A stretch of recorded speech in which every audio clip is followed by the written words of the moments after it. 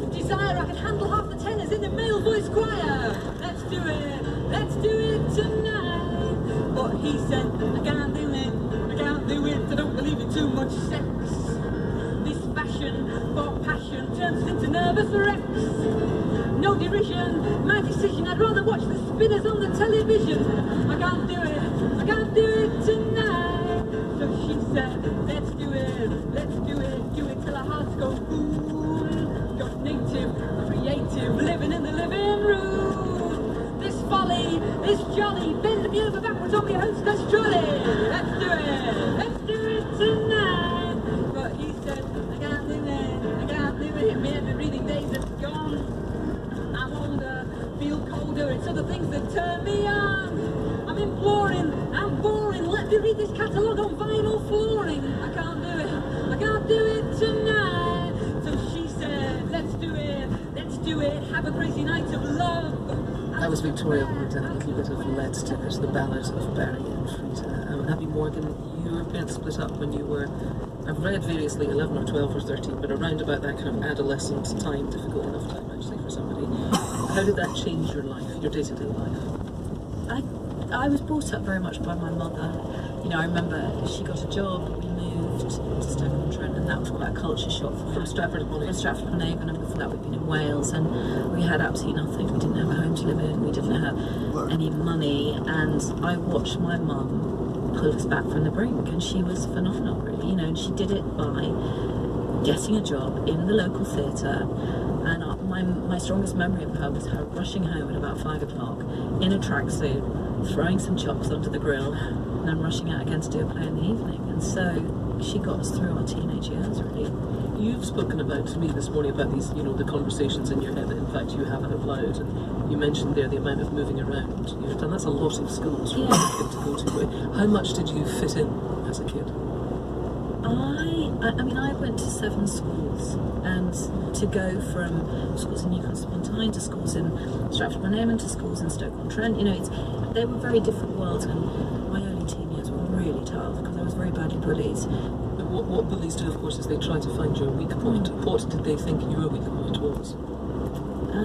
You know, my mother had an RP accent, I had an RP voice, my middle-class sense of humour, whatever that is, but I don't know, probably my weakness was, you know, even now if I'm on a train I stare at people. I remember from a very early age my daughter used to grab me by the chin and pull my face around to look at her because I would be looking at everybody around me, and so I think that I was quite a weird child in terms of I would always go into the heart of a drama.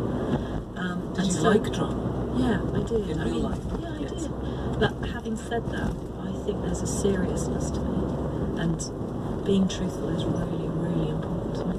As a writer, how do you know when you have found truth in what you've written? In theatre, it was when you could hear how silent the audience was.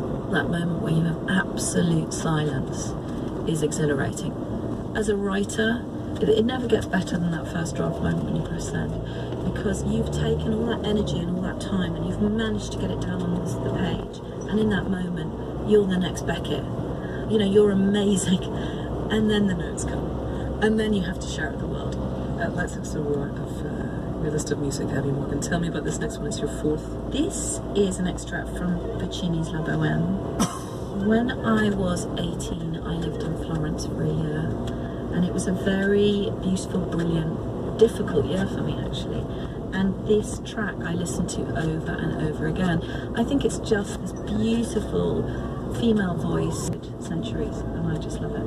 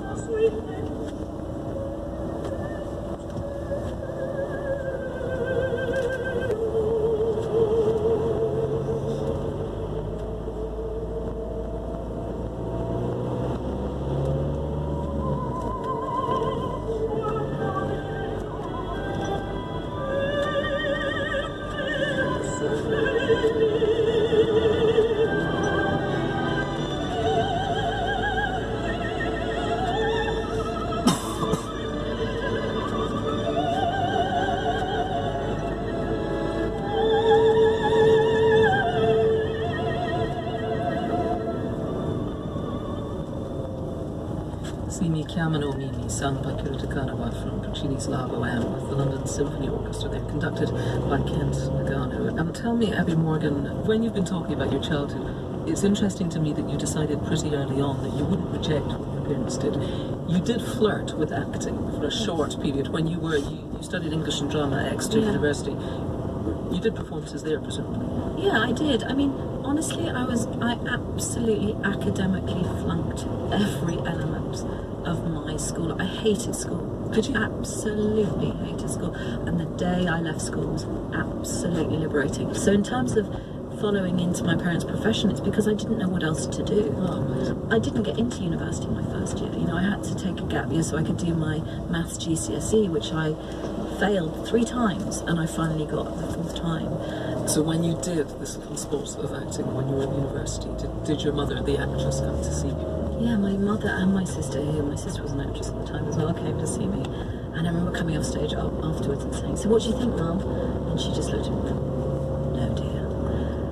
And everyone's a critic, but actually, it was one of the greatest things she did for me. And I remember talking to you not about the play, no, to be about acting. And I knew it. I mean, I'm fascinated and impressed by actors and their ability to channel and transcend and just get on stage and every night. I couldn't do it. I'm self-conscious and awkward. It's a disaster on stage. Time for some more music. Abby, tell me about your 5th. What are we going to hear? I am a massive Sondheim fan. I love Sondheim because he wrote for actors, and I love the way he balances the contradictory nature of relationships. And so I juggled with this record and another, but in the end I chose Being Alive, sung by Adrian Lester in the Donmar production of Company, which I saw in the mid-90s. And the reason why I've chosen this song is... Take a moment. I found the 90s very hard. Post-university, I worked as a waitress for 8 years, and I was living in London. I had no money, and I was on my own. And this song captures somebody who's waiting to meet the love of their life. And it was just before